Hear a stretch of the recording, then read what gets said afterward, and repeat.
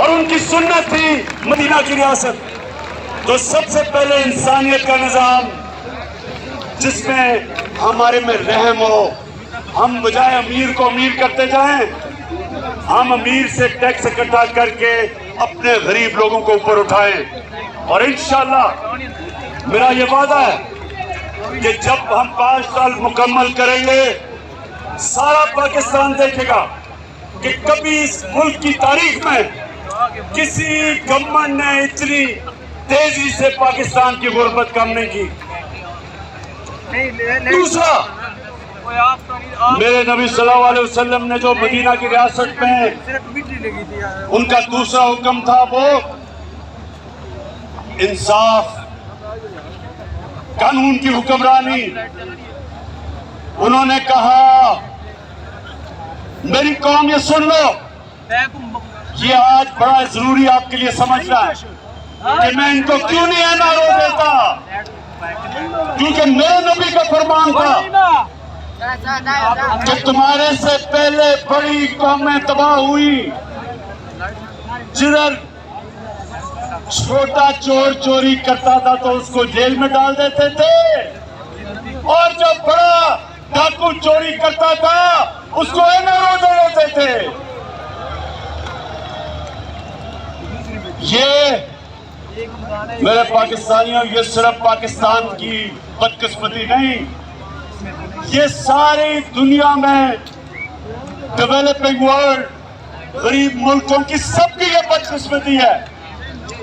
कोई भी गरीब मुल्क इसलिए गरीब नहीं कि उसमें वसाइल की कमी है, वो गरीब इसलिए होता है कि उसके ताकतवर डाकुओं को उनका कानून का निजाम नहीं पकड़ सकता। जिसको व्हाइट कॉलर क्राइम कहते हैं, उनको वो नहीं पकड़ते, उनको एनआरओ देते हैं। वो बड़े डाकू जो पैसा चोरी करके गरीब मुल्कों से चोरी करके ऑफशोर अकाउंट्स, बड़े बड़े महलात, लंदन में महलात, ये जो लेते हैं, ये तबाह करते हैं मुल्क को। छोटा चोर मुल्क को तबाह नहीं करता, बड़ा डाकू मुल्क को तबाह करता है। जिस तरह के ये 3 स्टूडेंट्स, ये 3 चूहे, ये जो इकट्ठे हुए हैं, 30 साल से मुल्क को लूट रहे हैं। ये 30 साल से ये मिलकर मुल्क, इस मुल्क का खून चूस रहे हैं।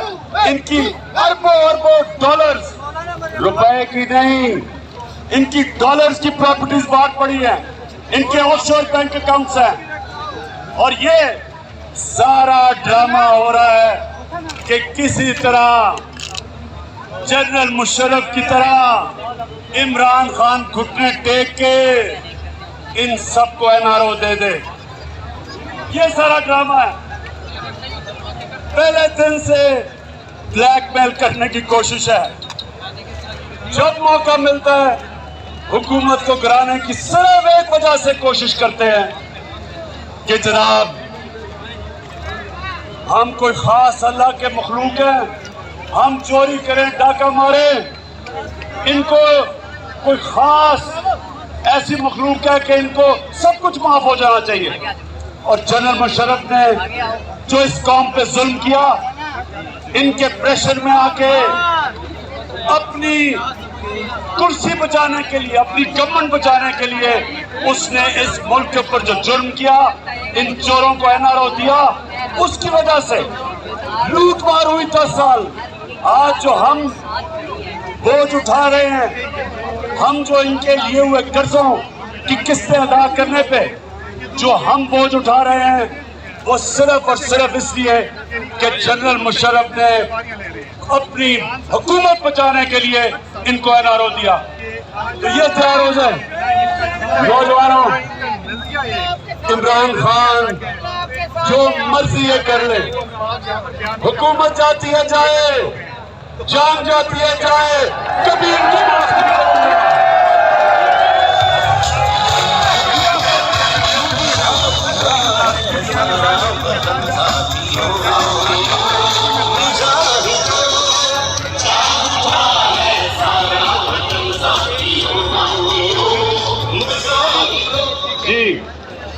अब जो हमारे नबी सल्लल्लाहु अलैहि वसल्लम ने मदीना की रियासत में कानून की बालादस्ती कायम की थी, सुनो मेरे नौजवानों,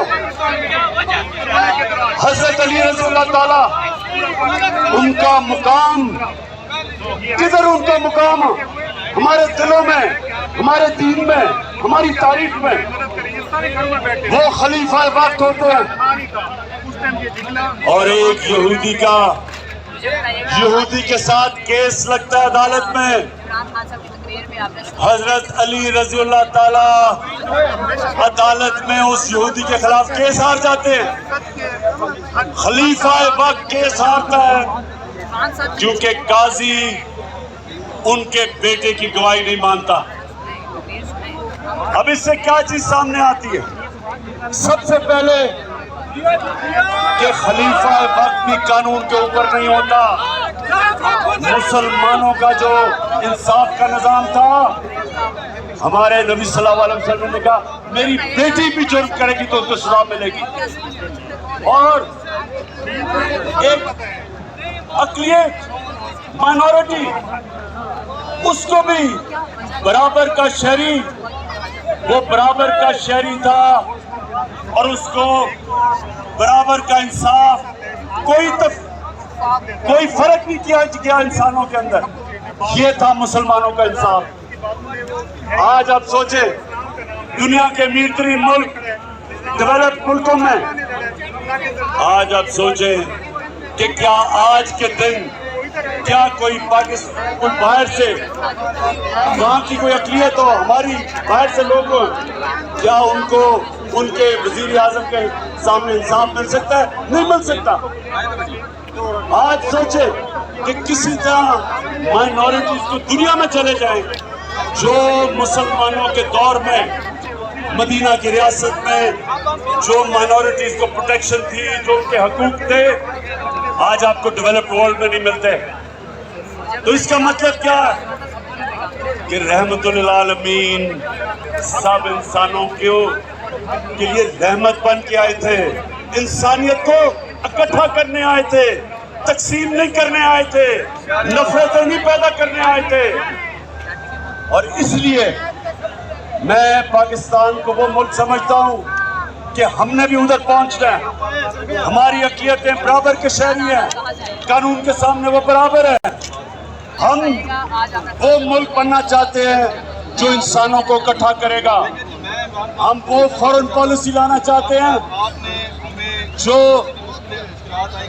किसी के साथ जंग में शरीक नहीं होगा, लेकिन अमन में हम सबको इकट्ठा करने के लिए तैयार हैं।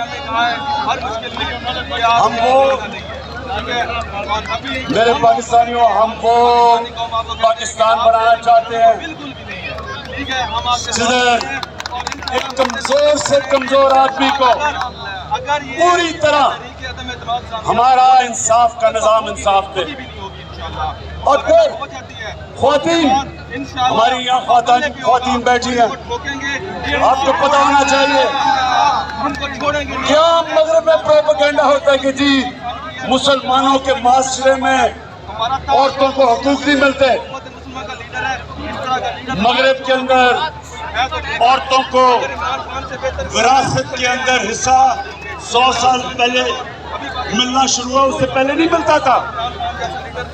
इस्लाम के अंदर कुरान और हमारी नबी सल्लल्लाहु अलैहि वसल्लम की सुन्नत 1500 साल पहले तकरीबन उन्होंने हमें, हमारी औरतों को हकूक दिए थे विरासत में। और मुझे अफसोस से कहना पड़ता है कि तकरीबन 70% औरतों को पाकिस्तान में विरासत में हुकूक नहीं मिलते। इसलिए हम कानून लेके आए हैं, हमने अब कानून लेके आए हैं कि औरतों को रियासत, उनकी विरासत के अंदर, उनकी इनहेरिटेंस के अंदर जबरदस्ती उनको पूरा उनका हक दिलवाएगी।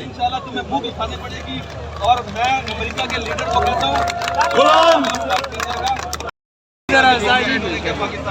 जो हमारे मदीना की रियासत में अल्लाह ने हमारी कौम को क्या हुक्म दिया था, अमर बिल मारूफ। इसका क्या मतलब है?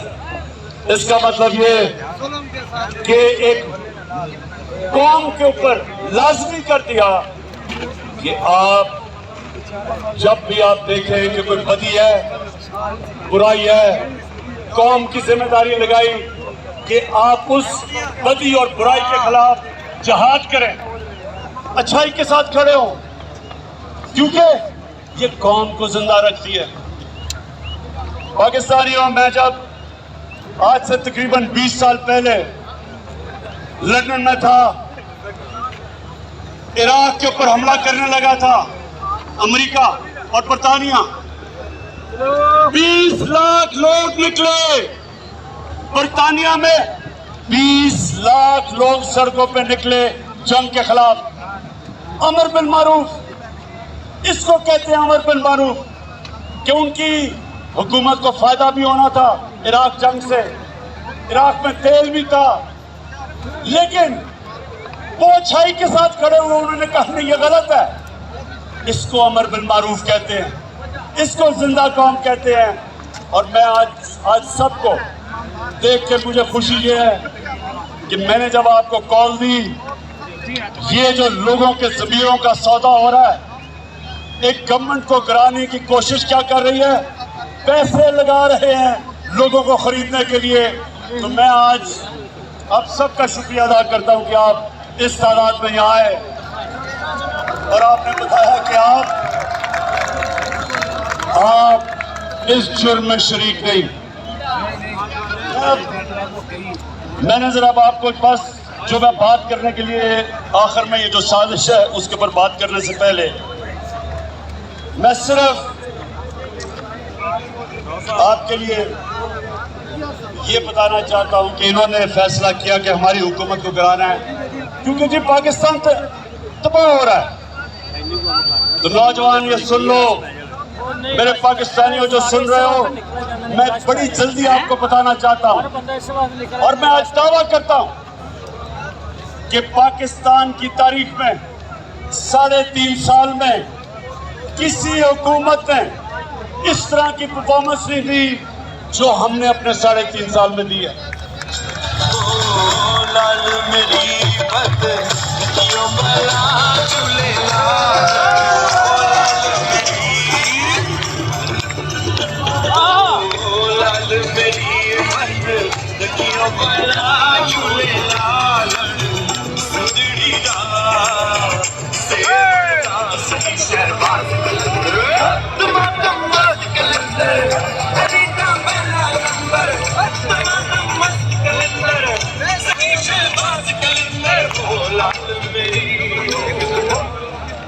अच्छा, अब जो यहाँ मेरे नौजवान हैं, आपने डिसिप्लिन का मुजाहरा करना है, ये बड़ा जरूरी है, क्योंकि आपने मेरी बात सुननी है, इसलिए तंग नहीं करना लोगों को, डिसिप्लिन रहना है। हाथ खड़ा करके बताओ जी। अच्छा जी, अब मैं बड़ी जल्दी आपको बताना चाहता हूँ कि हमारी हुकूमत ने क्या किया। डीजल की मैं बाद में बात करूंगा, अभी ठहर जाए।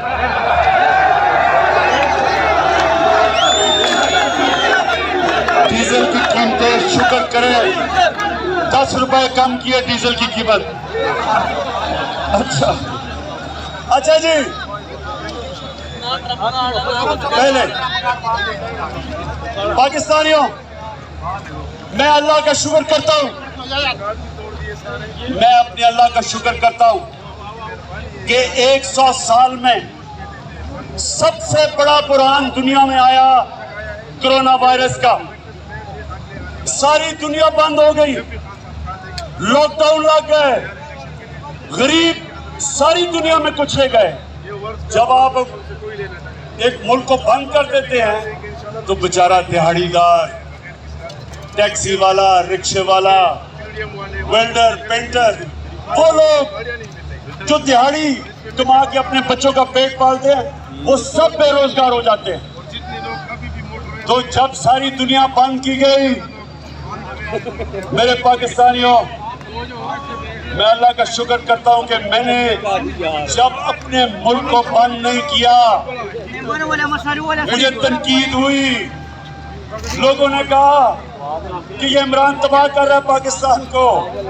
सिंध की हुकूमत उन्होंने बंद कर दिया, मेरी बात नहीं मानी। लेकिन आज जो सबसे बड़ा क्राइसिस था दुनिया का, मैं आज फख्र से अपनी कौम के सामने खड़ा हूं और सारी दुनिया ने तस्लीम किया कि जो पाकिस्तान ने कदम उठाए, सारी दुनिया तस्लीम करती है कि अपनी कौम को भी बचाया, कोरोना से बचाया, अपनी माइशत को बचाया, अपने गरीबों को बचाया।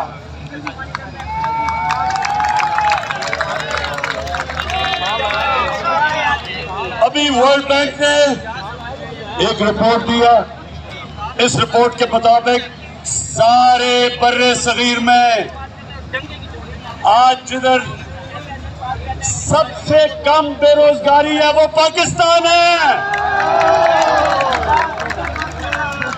क्योंकि जो उस वक्त हमने कदम उठाए, और ये जो थ्री स्टूजेस वाली ऑपोजिशन है,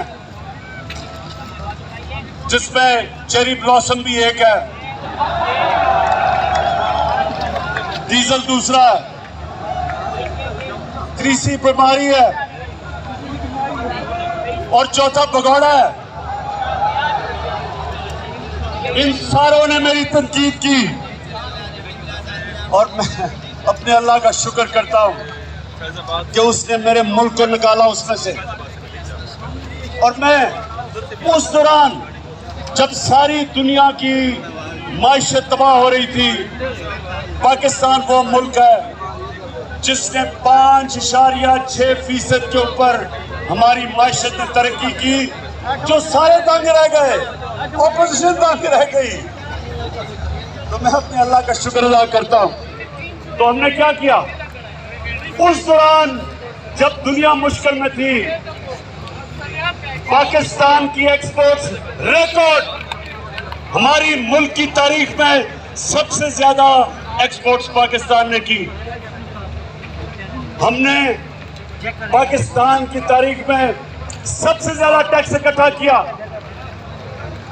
हमने अपने बैरून मुल्क पाकिस्तानियों को उनको इंसेंटिव्स दिए और सबसे ज्यादा पाकिस्तान की तारीख में उन्होंने डॉलर्स पाकिस्तान में भेजे, रिमिटेंसेस पाकिस्तान में भेजी। हमारी कंस्ट्रक्शन इंडस्ट्री, आज जरा पूछें कंस्ट्रक्शन इंडस्ट्री के लोगों में कि जो हमने उनके लिए आसानियां पैदा की, आज हमारी कंस्ट्रक्शन इंडस्ट्री में 1500 अरब रुपए का मजीद वेल्थ क्रिएशन हुई। कंस्ट्रक्शन इंडस्ट्री के साथ 30 इंडस्ट्री चली, इसलिए हमारे मुल्क में बेरोजगारी नहीं हुई जो सारी दुनिया में कोरोना की वजह से हुई। हमारा जो ज़राअत थी, नौजवानों ये सुनते रहो, क्योंकि 60% पाकिस्तान ज़राअत के ऊपर रहता है, देहात में रहता है। आज अब अपने किसानों से पूछो कि इस मुल्क की तारीख में सबसे ज्यादा पैसा ज़राअत में गया। 5 फसलें पाकिस्तान की तारीख में सबसे रिकॉर्ड फसलें हुई। गंदम रिकॉर्ड, गंदम की फसल रिकॉर्ड, चावल की फसल रिकॉर्ड, मकई की फसल रिकॉर्ड, चावल की फसल रिकॉर्ड, और अभी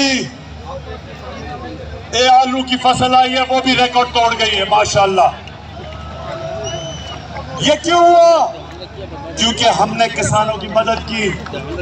हमें जो पहले शुगर मिल माफिया किसानों को पैसे नहीं देता था, पूरी तरह कटौती करता था, उनको देर तक, साल तक पैसे नहीं देता था, हमने किसानों के साथ खड़े हुए हमने अपने किसानों को खड़ा किया, हमने उनको प्रोटेक्ट किया, हमने हुकूक दिलवाए, किसान को पैसा दिलवाया, उसने अपनी जमीन पे पैसा लगाया, जमीन में जब पैसा लगा तो पैदावार बढ़ी, पाकिस्तान का फायदा हुआ।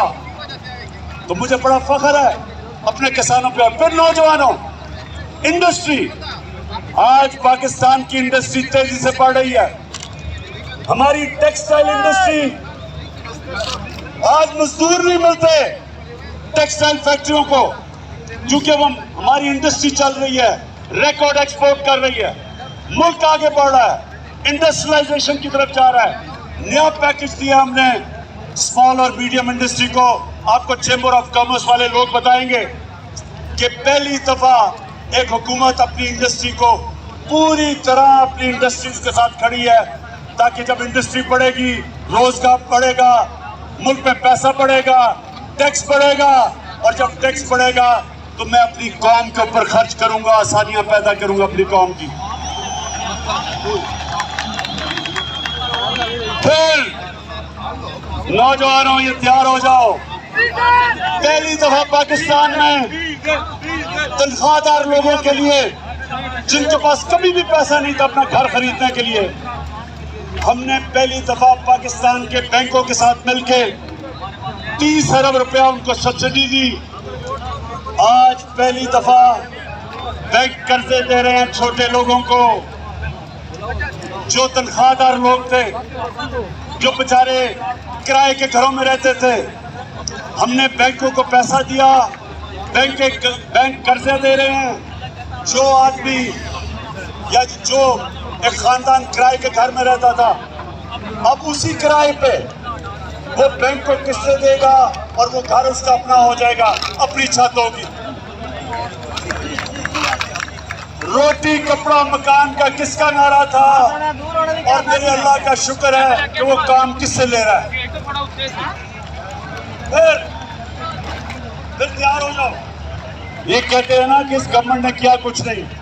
मैं चैलेंज करता हूं, 30 साल से ये हुकूमत कर रहे हैं, मुझे चैलेंज हो, मैं इनको करता हूं कि आप बताएं कि आपने मुल्क के पानी, जो बहुत बड़ा मसला बनता जा रहा है मुल्क का, शहरों के अंदर पानी नहीं है, लाहौर के अंदर पानी नीचे चला गया, कराची में टैंकर माफिया है, आज पिंडी में पानी कम है। क्या किया इन्होंने? मैं बताता हूं हमने क्या किया।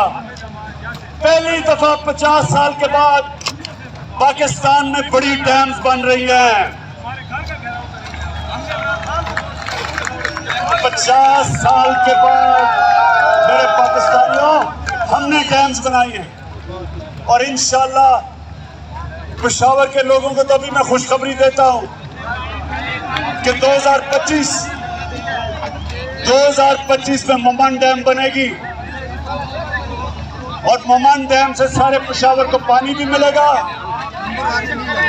बड़ा इलाका ज़राअत के लिए, किसानों के लिए ज़राअत में फसलें उगाने के लिए आ जाएगा, और बिजली भी बनेगी, और सबसे सस्ती बिजली बनेगी। उसके बाद बड़ी डैम, दासू डैम बनेगी 2027 में। और नौजवानों, खुशखबरी ये है कि 2028 में जो पाकिस्तान में दुनिया के अंदर बड़ी डैम समझी जाती है, वो बादशाह डैम बनेगी 2028 में, टाइम पे चल रही है। इससे क्या होगा? इससे मेरे पाकिस्तानियों, हमारे पास दुगना पानी हो जाएगा रिजर्व्स में। हमारा पानी जो हमारी डैमों में दुगना होगा, इसका मतलब काश के लिए हमारे पास पानी दुगना हो जाएगा। इसका मतलब शहरों में हम पानी दे सकेंगे। ये जो पानी के मसले आ रहे हैं आगे, इससे इंशाल्लाह पाकिस्तान की दौलत में इजाफा होगा।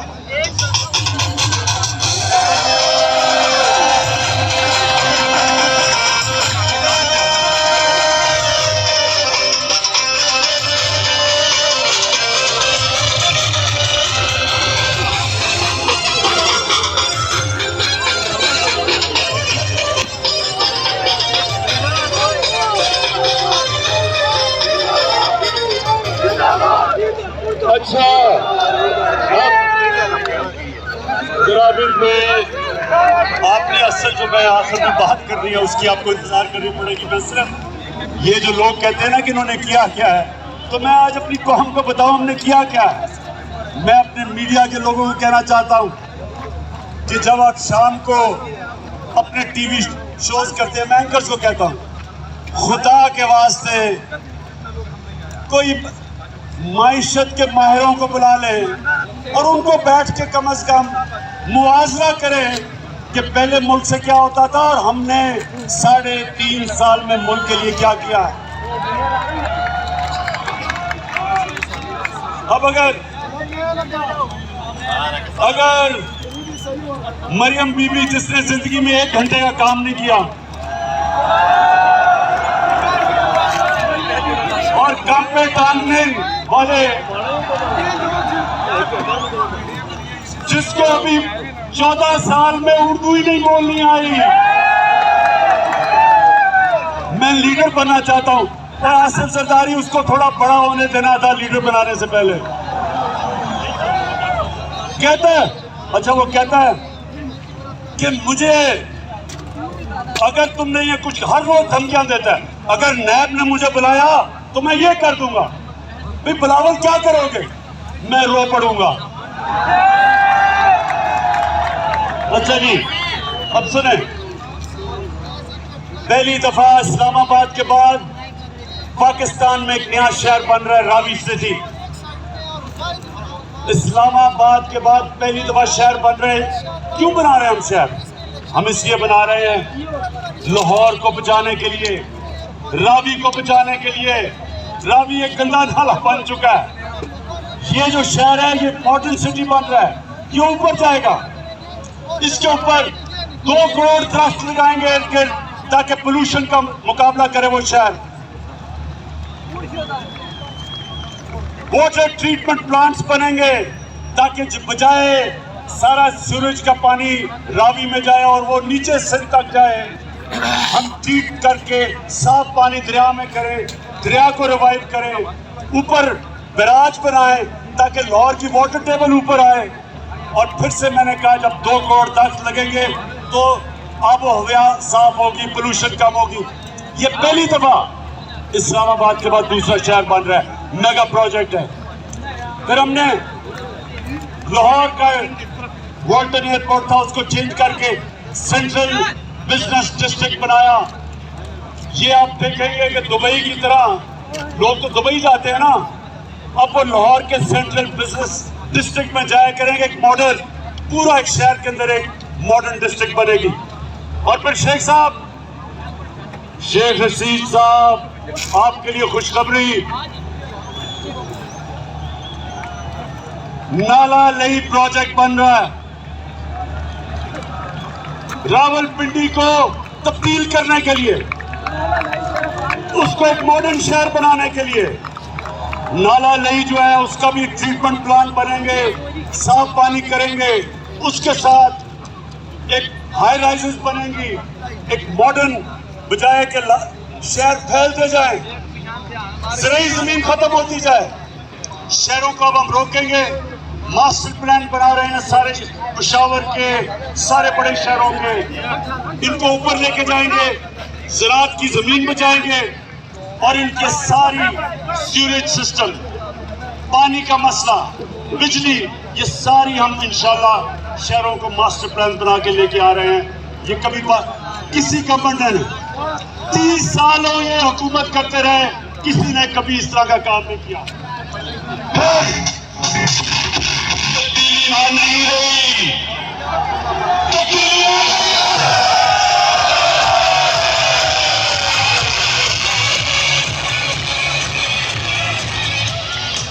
माशाल्लाह माशाल्लाह, जुनून आपका मैं मान गया। अच्छा आप सुनते जाए, नहीं डीजल बाद में।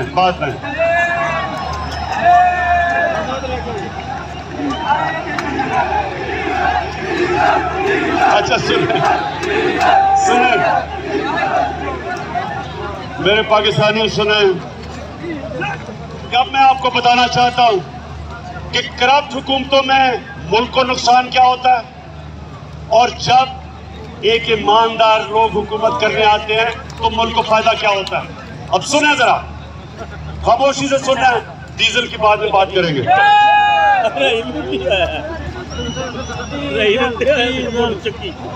मेरे पाकिस्तानियों, आज से 11 साल पहले, ये गौर से सुननी है आपने बात, आज से 11 साल पहले बलूचिस्तान के अंदर कोयले और तांबे की खानें थी रेकोटिक में। उधर पाकिस्तान को जो बाहर से ये माइनिंग कंपनी आई हुई थी, उसने अदालत में ले ली पाकिस्तान को। और हमें चंद साल पहले, जरा गौर से सुनेंगे, 2000 अरब रुपए का जुर्माना हुआ इंटरनेशनल अदालत में। पाकिस्तान को 2000 अरब रुपए का जुर्माना हुआ। आप ये सोचें कि सारे पख्तूनख्वा का जो डेवलपमेंट फंड है वो 200 अरब रुपया है, तो 2000 अरब रुपया पाकिस्तान को जो जुर्माना हुआ, ये मेरी हुकूमत है। इन दोनों की हुकूमतें आई और गई, कुछ नहीं कर सके। अगर वो जुर्माना हो जाता, उन्होंने जो हमारी बाहर असासे थे सब जब्त कर लेने थे। मुझे बड़े फख्र से, और मैं आज अपनी टीम को खराज तहसीन पेश करता हूं, मेरी जबरदस्त टीम ने जाके 3 साल मुसलसल हमने नेगोशिएशन की, और मैं आज फख्र से अपनी कौम के सामने खड़ा होकर कहता हूं कि हमने तो 2000 अरब का हर्जाना, वो जो जुर्माना भी खत्म किया, और उसी माइनिंग कंपनी को पाकिस्तान वापस लेके आए, और वो 9 अरब डॉलर की इन्वेस्टमेंट कर रही है पाकिस्तान में। पाकिस्तान की तारीख की, मेरे पाकिस्तानियों, सबसे बड़ी बैरून मुल्क की इन्वेस्टमेंट 9 अरब डॉलर की हो रही है पाकिस्तान में। सबसे पहले तो मैं बलूचिस्तान के लोगों, आज मैं आपके लिए इतना खुश हूं क्योंकि इसका ज्यादा पैसा आपके पास जाएगा। बलूचिस्तान पीछे रह गया है। मेरी पूरी कोशिश है कि बलूचिस्तान के लोगों को हम उठाएं, तो ये जो हमने मुआहदा किया है, सबसे ज्यादा पैसा बलूचिस्तान के लोगों को होगा। और उसके बाद जो हमारा मसला, जो हमारे रुपए पे प्रेशर रहता है, इसकी वजह से फॉरेन एक्सचेंज आएगा पाकिस्तान में, और इंशाल्लाह हमारा रुपया भी आगे मजबूत होगा। हमें जो IMF के पास जाना पड़ता है, हर हमेशा डॉलर कम हो जाते हैं। इंशाल्लाह ये जब कानें काम करनी शुरू करेंगी सोने की और तांबे की, और ये आपको हैरत होगी पाकिस्तानियों, आपको अंदाजा नहीं है कितना अमीर मुल्क है, आपको अंदाजा नहीं है। पाकिस्तान में दुनिया में सबसे ज्यादा सोने और काने की जो कान होंगी, जो माइंस होंगी दुनिया में, जो रिजर्व्स होंगे गोल्ड और कॉपर के, वो पाकिस्तान में होंगे। तो मैं माशाल्लाह, आपका मुस्तकबिल रोशन है मेरे पाकिस्तानियों। अब दूसरा सुने, ये तो हो गई रेकॉर्डेड। एक और हुआ था, आपको याद होगा, एक रेंटल पावर्स पीपल्स पार्टी के दौर में बहुत बड़ी करप्शन हुई थी रेंटल पावर की। फिर पाकिस्तान के ऊपर जुर्माना हो गया इंटरनेशनल कोर्ट में, 200 अरब रुपए का हमारे मुल्क को जुर्माना हुआ, 200 अरब रुपए का। तुर्की की कंपनी थी, पाकिस्तान को उसको 200 अरब रुपए देने थे। पाकिस्तानियों, मैंने सदर अर्दोगान से बात की और उसने बैठ के हमने वो 200 अरब रुपए का जुर्माना खत्म किया। चलो चलो इमरान के साथ, चलो चलो इमरान के साथ, चलो चलो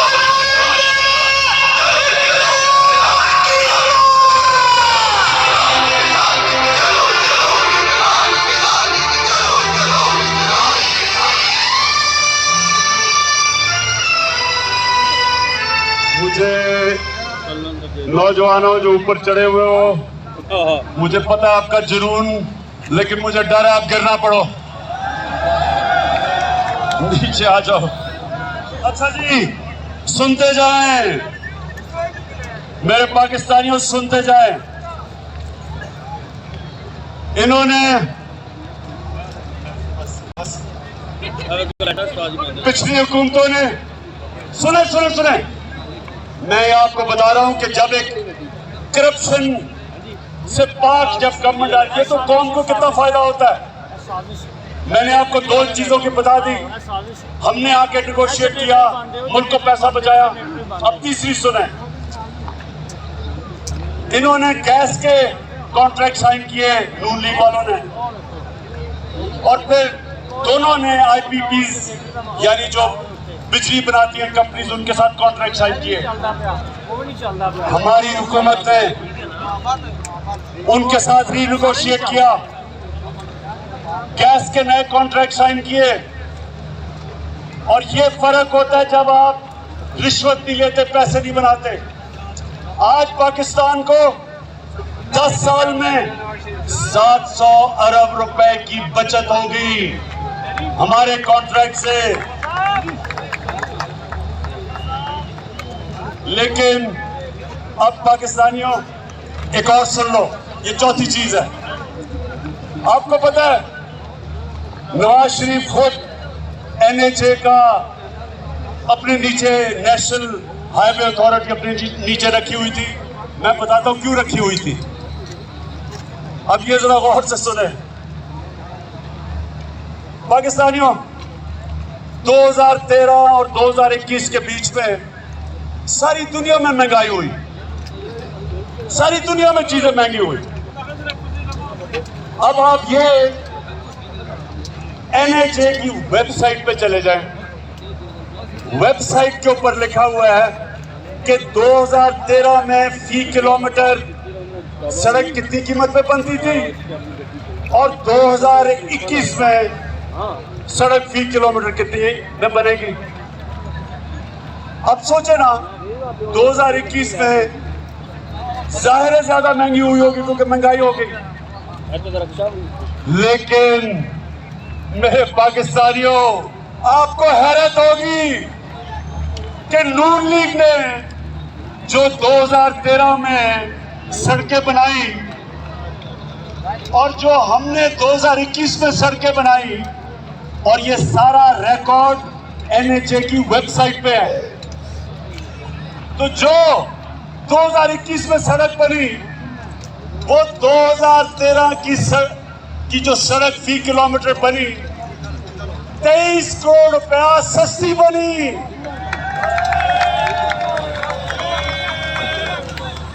मुराद सईद, आज मैं आपको खराज तहसीन पेश करता हूं। NHA इनके नीचे है। इसने जब मुराद ने मुझे शुरू में बताया तो मैं मानू ना कि ये कैसे हो गया। फिर मैंने इसकी बात नहीं मानी। फिर मुझे एक दोस्त मिलने आया, वो कहता मेरा एक बिल्डिंग प्रोजेक्ट है। तो मैं जब बिल्डिंग प्रोजेक्ट पे गया तो जो कॉन्ट्रैक्टर था वो मुझे कहता कि जी हमें 2021 के नहीं, हमें 2013 के रेट चाहिए। वो कहता, मैं बड़ा हैरान हो गया कि 2013 के रेट। पता चला कि 2013 में ये करप्शन की, जो करप्शन जिन्होंने इस मुल्क में सबसे ज्यादा शुरू की, नून लीग, 2013 में 23 करोड़ रुपया फी किलोमीटर इनकी सड़क ज्यादा महंगी थी। इसका मतलब हमने कैलकुलेट किया। अब पाकिस्तानियों ये सुनो कि चोरी किस तरह ये मुल्क लूटा गया। हमने कैलकुलेट किया कि जिस रेट पे इन्होंने सड़कें बनाई, इन्होंने 1000 अरब रुपए की चोरी की मुल्क से, 1000 अरब रुपए की। यानी कि एक ईमानदार हुकूमत ने 1000 अरब रुपया अपनी कौम का बचाया, जिसकी वजह से दुगनी सड़कें बनाई हैं हमने, इनसे दुगनी सड़कें बनाई हैं, जो पैसा बचा। मैं आने लगा हूँ बस आखिरी बात जो मैं असल इसलिए आपको बुलाया था। हाँ डीजल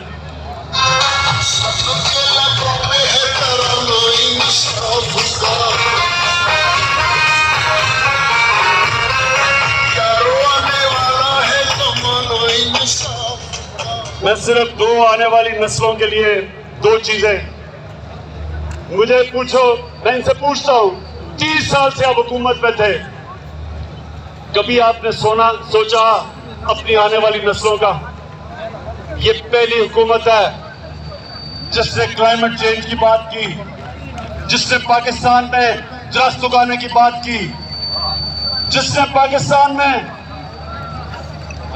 सबसे पहले 1 अरब दरख्त उगाए पख्तूनख्वा में 2013 और 18 के बीच में, और आज हम 10 अरब इंशाल्लाह अपने मुल्क में दरख्त उगा के अपने आने वाली नस्लों के लिए एक बेहतर पाकिस्तान इंशाल्लाह छोड़ के जाएंगे।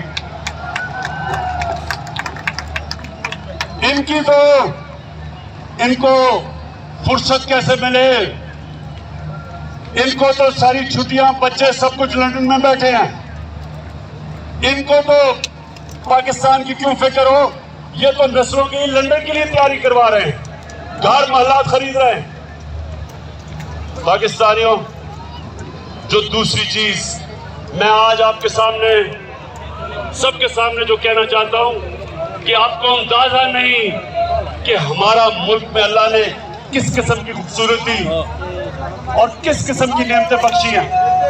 यहाँ गिलगित बल्तिस्तान के चीफ मिनिस्टर बैठे हैं खालिद, मैं इसके साथ मिलके मैं आज आप सबके सामने दावा करता हूं कि हमने इंशाल्लाह पाकिस्तान को दुनिया का टूरिज्म सेंटर बनाना है। स्कर्दू को हमने इंटरनेशनल एयरपोर्ट बनाया, अब दुनिया से डायरेक्टली स्कर्दू टूरिस्ट आया करेंगे। स्कर्दू को इंशाल्लाह उसके इर्द गिर्द जो इलाके हैं, मैंने ऑस्ट्रियन से बात की है, ऑस्ट्रिया में सबसे ज्यादा स्कीम होती है। स्कर्दू को इंशाल्लाह पाकिस्तान का स्कीम कैपिटल बनाएंगे और आप देखेंगे कि किस तरह बाहर से पैसा आता है। हमारे मुल्क में जिस तरह की खूबसूरती है, किसी ने सोचा ही नहीं टूरिज्म को डेवलप करने का।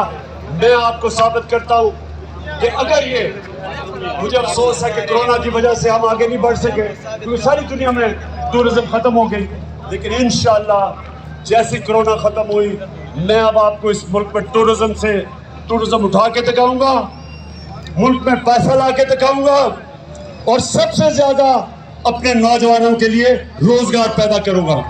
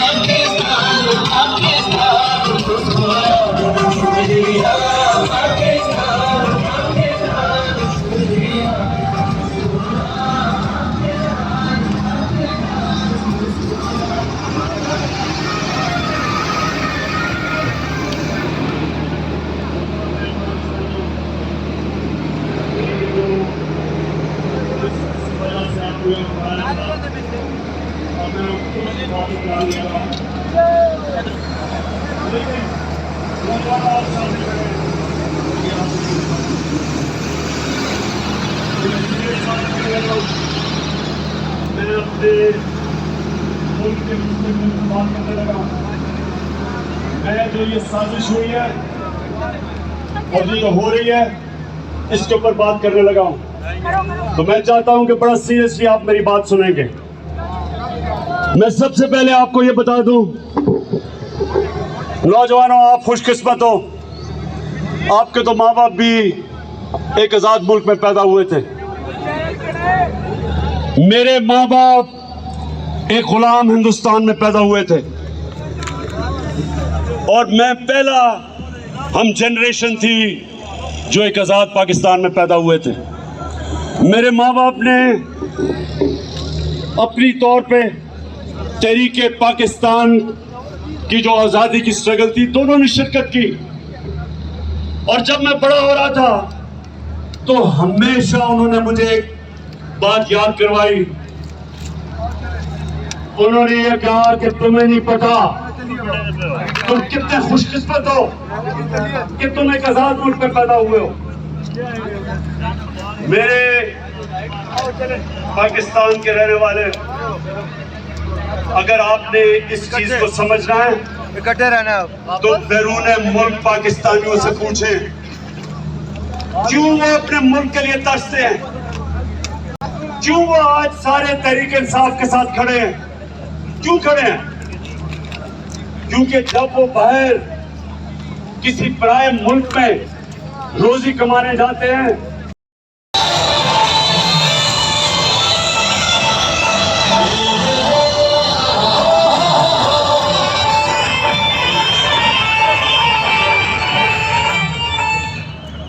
ला इलाहा इल्लल्लाह। पाकिस्तान जब बन रहा था तो नारा था कि पाकिस्तान का मतलब क्या? ये क्यों नारा था? ये नारा एक गैरतमंद कौम का था कि अल्लाह तेरे साथ कोई खुदा नहीं, ला इलाहा इल्लल्लाह इंसान को गैरत देता है। मेरे पाकिस्तानियों, ये याद रखना कि सारी दुनिया उस इंसान की इज्जत करती है जो अपनी इज्जत करता है। बेगैरत आदमी की कोई इज्जत नहीं करता। अपने रुपए को मारो, अपने पति हो जाओ, जब तक अरबों रुपए अरबों पति, लेकिन जो इंसान के साथ रहता है कोई इंसान किसी को नहीं करता।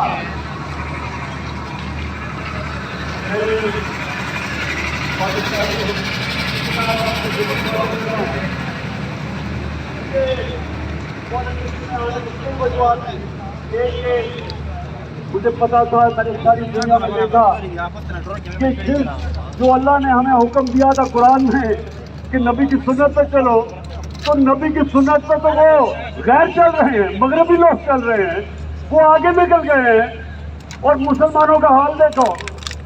इकबाल ने शिकवा और जवाब शिकवा क्या लिखा था कि हम एक बार उरूज पे थे, शिकवा किया कि अल्लाह हम जमीन पे कैसे आ गए।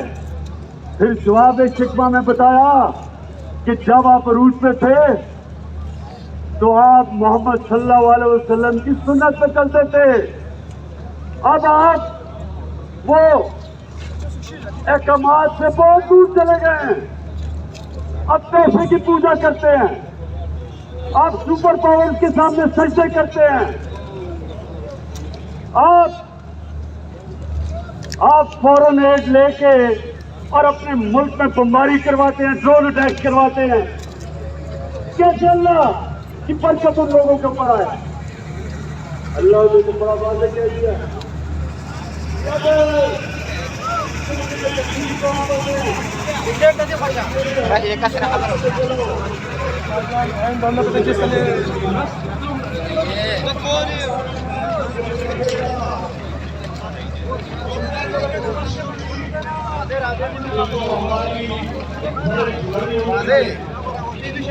Unggul usah ni.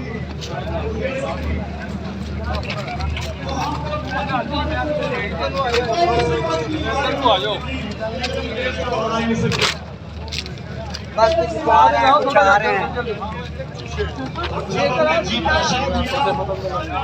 हमारी टीम इतनी ताकतवर नहीं थी, हमारी 70 की दिहाई में ज्यादा ताकतवर थी, लेकिन 80 की दिहाई में पाकिस्तान ने सारी दुनिया में जाके जीता, क्योंकि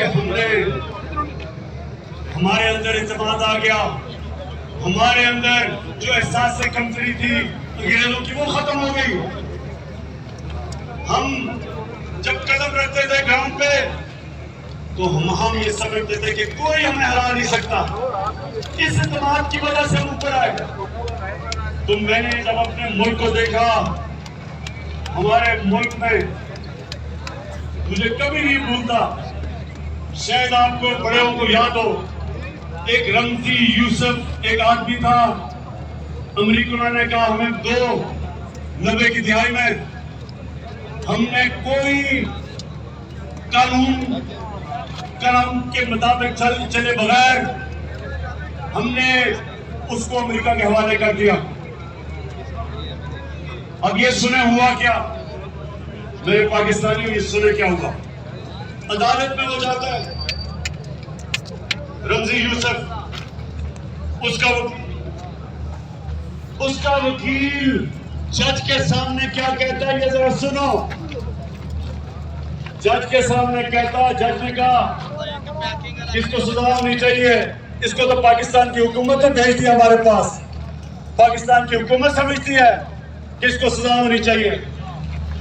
तो पाकिस्तानियों, वो रमजी यूसुफ का वकील अदालत में खड़े होकर कहता कि पाकिस्तानी डॉलरों के लिए अपनी मां बेच सकते हैं। मुझे ये कभी नहीं भूलता। मुझे शर्म ये आई कि मेरी कौम गैरतमंद है, लेकिन जो इसके लीडर हैं वो बेगैरत है। जो मुल्क के लीडर, सरबरा अपने लोगों के साथ नहीं खड़ा हो सकता, उनके हुकूक की हिफाजत नहीं कर सकता, सुपर पावर से एड की लालच में घुटने दे देता है, याद रखते हो मुल्क कभी तरक्की नहीं कर सकता। खुदा तुम्हें ऊपर जाती है, भीख मांगने वाली और पैसे मांगने वाली कभी तरक्की नहीं करती। तो मैं जब पाकिस्तान में मेरे साथ शुरू की करता थी, क्योंकि मेरे दिल में ला इलाहा है, मैं कभी किसी के सामने नहीं दूंगा और मैं कभी अपनी कौम को किसी के सामने नहीं झुकने दूंगा।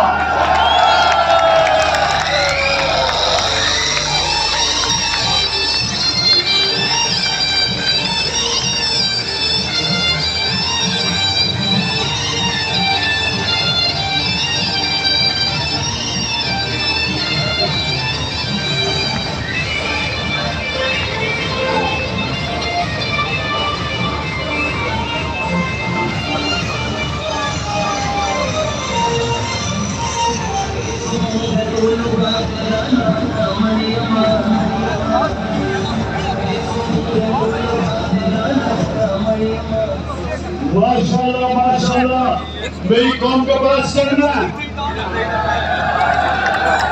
माशाल्लाह। अच्छा, ये जो मैं आपके सामने बात करने लगा हूँ, ये मैं आपको बता दूं कि मैं बड़ी कम तकरीर लिखता हूँ, लेकिन क्योंकि ये बात एक ऐसी है कि मैं ये नहीं चाहता कि मैं जज्बात में आके कोई ऐसी बात कर दूं कि हमारे मुल्क को हमारी फॉरेन पॉलिसी इफेक्ट उससे हो जाए। तो इसलिए मैं जिम्मेदार होके मैंने बड़ा सोच के तकरीर लिखी और मैं आपको एक एक जुमला बताता हूँ। अब जरा आपने गौर से सुना, हमारे मुल्क को हमारे पुराने लीडर्स की करतूतों के हाथों धमकियां मिलती रही। सुनते रहे, हमारे मुल्क को हमारे पुराने लीडर्स की करतूतों की वजह से धमकियां मिलती रही। ये सुना क्या, हमारे मुल्क में मुल्क के अंदर मौजूद लोगों की मदद से हुकूमतें तब्दील की जाती रही। समझ गए? अपने लोगों की मदद से हुकूमतों को तब्दील किया। भुट्टो, जुल्फिकार अली भुट्टो, उसने जब मुल्क को आजाद फॉरेन पॉलिसी देने की कोशिश की। जुल्फिकार अली भुट्टो, मेरे उससे बहुत इख्तलाफात होंगे, लेकिन मुझे उसकी खुददारी हमेशा पसंद थी। तो उसने मुल्क को जब आजाद फॉरेन पॉलिसी देने की कोशिश की तो फजलुर रहमान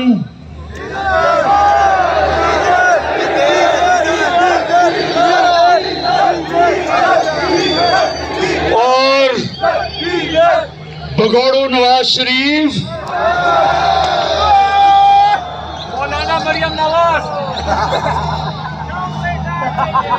इनकी सुनते रहे, सुने सुने सुने सुने, अभी मैं अभी आता हूं कि इन दोनों की उस वक्त की पार्टियों ने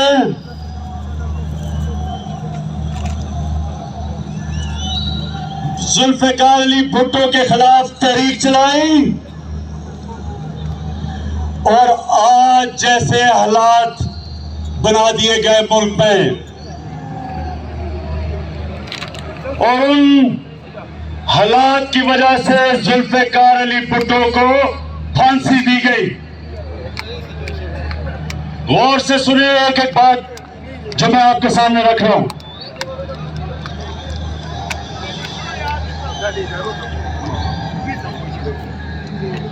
आज क्या हुआ? आज आ रही आवाज?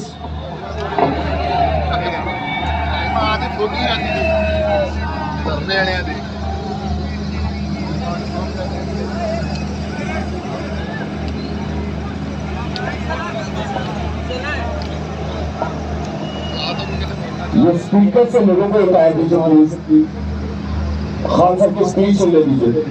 देखिए, ये सबसे अहम चीज मैं कह रहा हूं तो स्पीकर से उतरे, क्योंकि लोगों ने सुना है।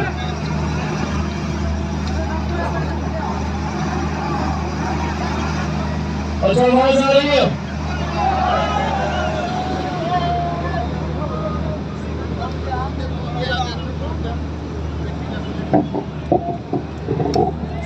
जल्दी इसको ठीक करें। स्पीकर से उतरो, उन्हें आवाज नहीं आ रही।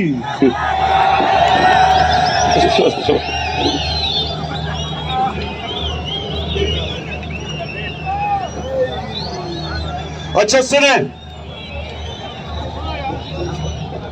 मुझे लगता है आपको बाद में बताना पड़ेगा कि मैंने क्या कहा है। अच्छा जी, आज अच्छा स्पीकर से दूर है ना, ये बड़ी अहम तकरीब मैंने करनी है। आज उसी भुट्टो के दमाद आसिफ जरदारी, सबसे बड़ी बीमारी,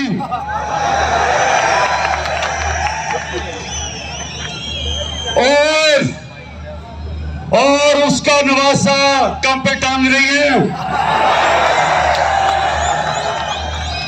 दोनों कुर्सी की लालच में अपने नाना की कुर्बानी को बुलाकर इसके कौन सी डिपार्टमेंट कातलों के साथ यूट्यूब का बैठे हुए हैं और उनकी वकालत कर रहे हैं। यहाँ पे तो कुछ भी दे रहे थे, यहाँ पे तो कवरेज नहीं, यानी सिर्फ साउंड चाहिए। शर्म नहीं आती कि सियासत तो करनी है नाना के ऊपर, चाहिए तो वो तो ठीक है, लेकिन और जिन लोगों ने कि फिर बाद में दिखाते उसको फांसी दिलवाई थी अपनी कुर्सी की खातिर उनके साथ घुसे हुए दोनों अंदर। मोहम्मद सदीक। शर्म करो, सदीक है, शर्म करो। ये गिनने वाला काम तो उनका है, हमारा तो नहीं है। मैं कहा कि ऐसा ना हो। अच्छा, आज फिर इतने हैं कि ये मुल्क को उन्हीं हालात के सामने रख दिया गया। हमारे,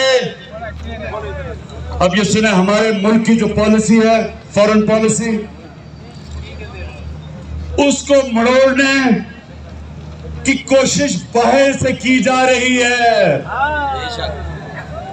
बाहर से हमारे मुल्क की फॉरेन पॉलिसी को मुतासिर किया जा रहा है। इस साजिश का अब सुने, ये शाह महमूद उधर उतारो, उधर आवाज नहीं आई। हाँ, शाह महमूद को पता कि इस साजिश का हमें पिछले महीनों से पता है कि ये साजिश हो रही है, महीनों से। ये जो आज सब इकट्ठे हो गए हैं चूहे, ये जो आज कातिल और मकतूल इकट्ठे हो गए हैं, कातिल और मकतूल को इकट्ठे करने वालों की भी, इनको जिन्होंने इकट्ठा किया उनका भी हमें पता है। वो कौन लड़ूंगी? लेकिन आज वो जुल्फिकार अली भुट्टो वाला टाइम नहीं, वक्त बदल चुका है।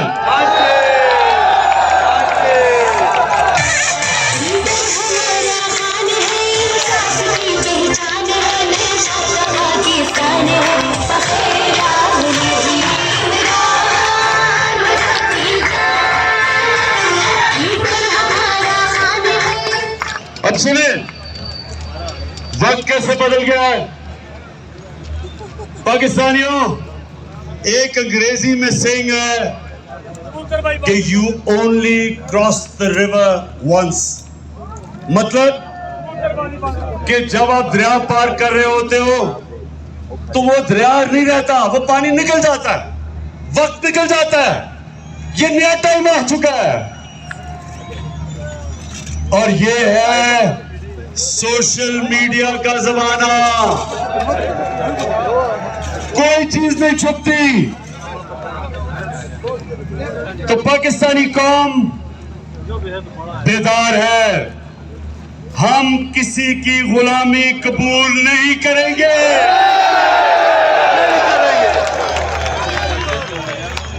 हम सबसे दोस्ती करेंगे, गुलामी नहीं करेंगे।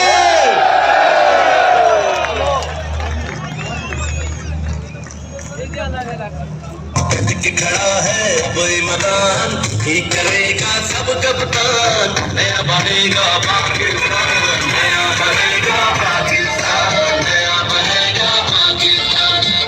खड़ा है कोई मैदान, नया बनेगा पाकिस्तान, खड़ा है कोई मैदान। अब ये सुने, हमारे मुल्क में बाहर से पैसे की मदद से हुकूमत तब्दील करने की कोशिश की जा रही है।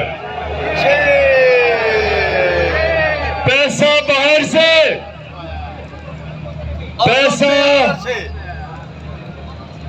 पैसा बाहर से है, लोग हमारे इस्तेमाल हो रहे हैं, लोटे इस्तेमाल हो रहे हैं सर, लोटे ज्यादातर अनजाने में, लेकिन कुछ जानबूझ के ये पैसा इस्तेमाल कर रहे हैं हमारे खिलाफ। और वो मैं अभी आगे बताता हूं। सारा कुछ एहसास के जाने का। पाकिस्तानी कौम ने, नौजवानों, पाकिस्तानी कौम ने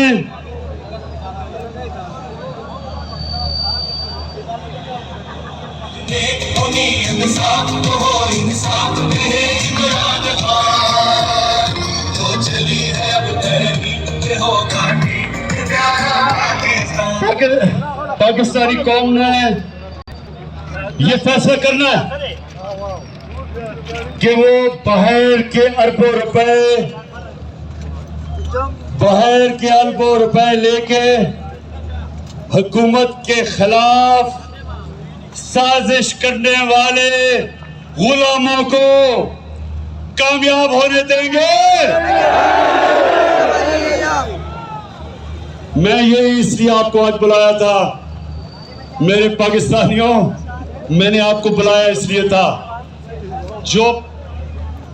जो एक डेमोक्रेट होता है वो आवाम के पास जाता है, बेशक वो किसी के पास झुकता नहीं, हाथ नहीं फैलाता, अपनी आवाम के पास जाता है।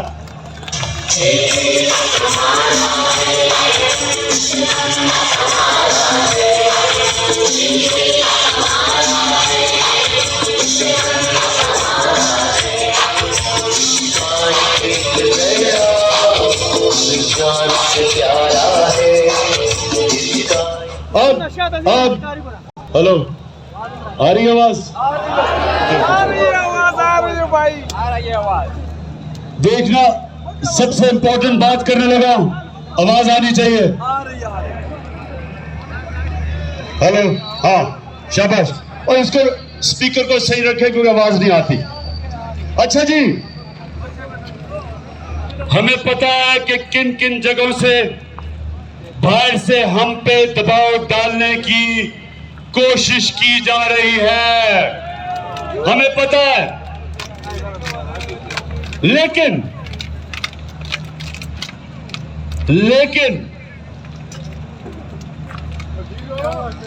हमारे मुल्क की मफाद में लिखकर हम कह रहे हैं कि हमारे मुल्क की मफाद में, लेकिन लिख के हमें धमकी दी गई है। शाह महमूद ने अभी आपसे कोई बात की थी, हमें कहा कि मुल्क की मफाद, हमें धमकी दी गई है।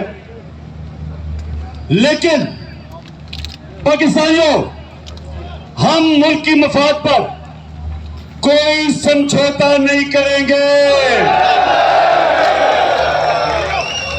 सोचना भी नहीं। मैं आज कौम के सामने पाकिस्तान की आजादी का मुकदमा रख रहा हूं, आपके सामने। मैं इल्जामात नहीं लगा रहा, अब ये जरा सुने, मैं इल्जामात नहीं लगा रहा। मेरे पास जो ये खत है, ये सबूत है। Very good. ये मेरे पास जो खत है, ये सबूत है। और मैं आज ये सबके सामने कहना चाहता हूं कि कोई भी शक कर रहा है ना इस मेरे खत के ऊपर, कोई भी शक कर रहा है, मैं उनको दावत दूंगा, ऑफ द रिकॉर्ड बात करेंगे। लेकिन मैं आपको खुद देख सकेंगे कि ये मैं किस किस्म की बात कर रहा हूं। अपनी कौम और मीडिया को ये सोचने, हम सबको, हमने ये सोचना है कि हम कब तक ऐसे रहना चाहते हैं। मैं अपनी कौम को भी कह रहा हूं, अपने मीडिया को भी कह रहा हूं कि हम कितनी देर इस तरह गुजारा करेंगे। धमकियां मिल रही हैं,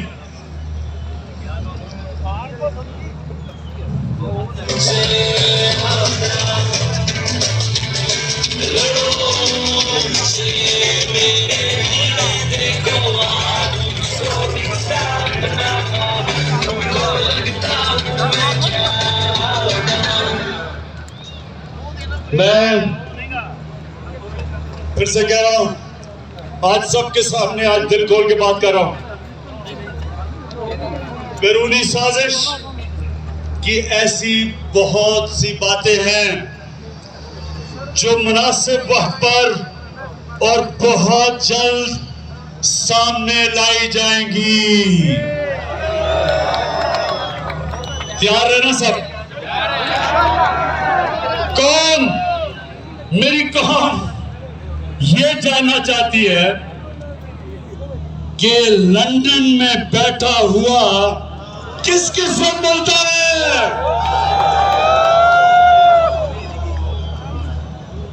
फिर से ये जो गोलमोल गोंगलू किसके साथ मिलता है, लंदन में बैठा हुआ। और पाकिस्तान में बैठे हुए किरदार किसके कहने के ऊपर चल रहे हैं, पाकिस्तानी किरदार किसके कहने पे चल रहे हैं।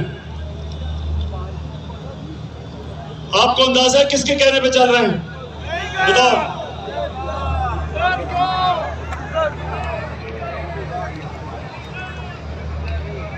हमारे पास जो सबूत है, हर चीज को मैं जाहिर कर रहा हूं। जो हमारे पास सबूत है, मैं ये इसलिए आपके सामने बातें कर रहा हूं। इससे ज्यादा मैं तफसील में इसलिए बात नहीं कर रहा क्योंकि मेरी सबसे बड़ी कोशिश होती है कि मेरे मुल्क के मफादात की हिफाजत की जाए। मैं कोई ऐसी बात ना कर दूं कि मेरे मुल्क को नुकसान पहुंचे।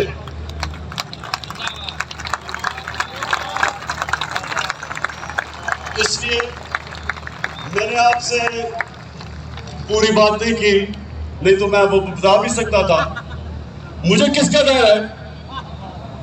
मैं तो एक पाकिस्तानी हूं, आपके सामने वो इंसान हूं जिसको मेरा अल्लाह सब कुछ दे चुका है। मुझे तो कोई इंसान कुछ नहीं दे सकता। मैं तो जब सियासत में आया था, अल्लाह ने तभी मुझे सब कुछ दे दिया था। मुझे तो किसी चीज की जरूरत नहीं है। अपने घर में रहता हूं, अपने घर के पैसे देता हूं, खर्चा बर्दाश्त करता हूं। कोई मेरा कैंप ऑफिस नहीं है।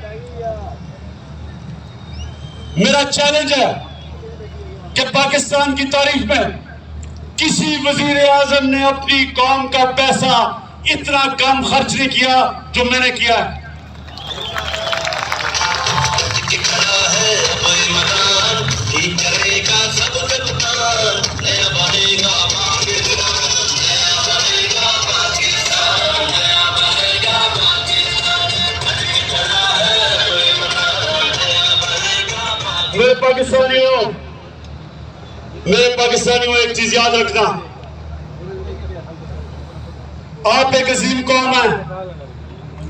अगर हम उस अज़मत पे नहीं पहुंच सके, बहुत बड़ी वजह उसकी ये चोर हुक्मरान जिन्होंने 30 साल से इस मुल्क को लूटा। 90 की दिहाई की मैं बात कर रहा हूं। मैं 70 की दिहाई में और 80 की दिहाई में हिंदुस्तान जब क्रिकेट खेलता था और क्रिकेट खेल के जब पाकिस्तान आता था तो लगता था एक गरीब मुल्क से एक खुशहाल और अमीर मुल्क में आ गया हूं। 90 की दहाई में जब ये 2 करप्ट खानदान इस मुल्क के ऊपर हावी हुए, हर चीज में हम पीछे रह गए। सारे बड़े सगीर में हिंदुस्तान आगे निकल गया। 90 तक हम हिंदुस्तान से आगे थे, ह्यूमन डेवलपमेंट में आगे थे, या खुशहाली ज्यादा थी, गुर्बत कम थी।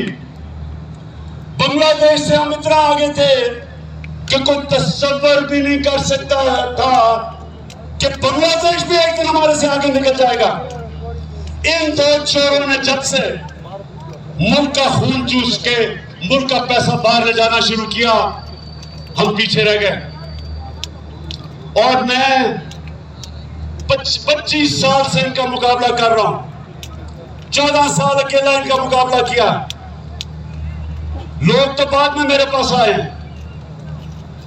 और मैं कभी भी कोई भी जाती मुफादात के लिए इतनी देर जंग नहीं लड़ता। और उस आदमी को जिसको अल्लाह सब कुछ दे चुका था, जितनी देर मैं वजीर आजम बनाऊं, इससे कम अरसे में जब नवाज शरीफ वजीर आजम बना था 18 फैक्ट्रियां बना चुका था। सरकारी बैंकों से पैसा लिया, फैक्ट्रियां बताई, सरकारी बैंक से कर्जे माफ करवाए। इसको बिजनेस नहीं कहते, इसको डाका कहते मुल्क के ऊपर। वही सरदारी, उसके पास क्या था, आज शुगर मिल्स, अरबोपति है, मुल्क मुखलूस करके अरबोपति। तो मेरा इनसे कोई जाती लड़ाई नहीं है। मैं वो पाकिस्तानी हूं, जब मैं 18 साल की उम्र में क्रिकेट खेलनी शुरू की पाकिस्तान के लिए, तो हम वो कमजोर टीम समझे जाते थे।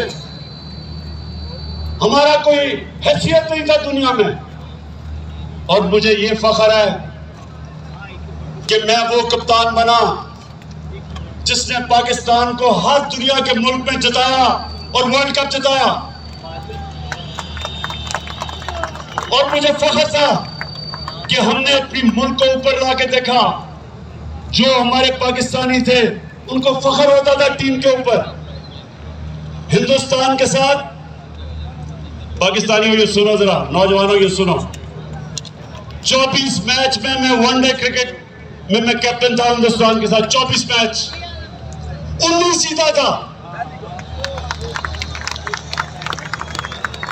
और वह कैप्टन हूं जो हिंदुस्तान में जाके उनके वारों के बावजूद